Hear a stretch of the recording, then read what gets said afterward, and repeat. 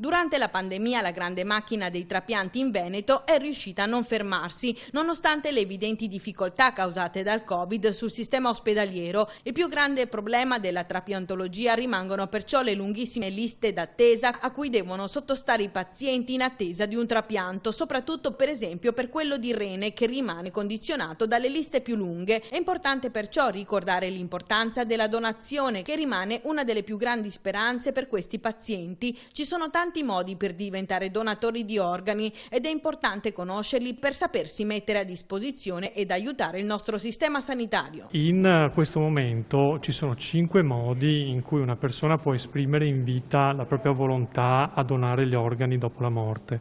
Uno è semplicemente un atto olografo, cioè un pezzettino di carta firmato e datato che poi dovrà sempre portare con sé, avvisando anche i propri familiari che l'ha fatto.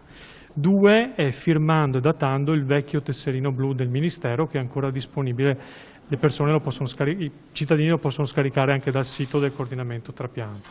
3 iscrivendosi alle associazioni di volontariato, un esempio è AIDO. 4 rivolgendosi agli URP, quindi agli uffici di relazione col pubblico di tutte le aziende sanitarie della Regione. 5, quello in questo momento sicuramente più diffuso, è esprimendo la propria volontà, favorevole o negativa alla donazione degli organi, al momento del rilascio, del rinnovo della carta d'identità.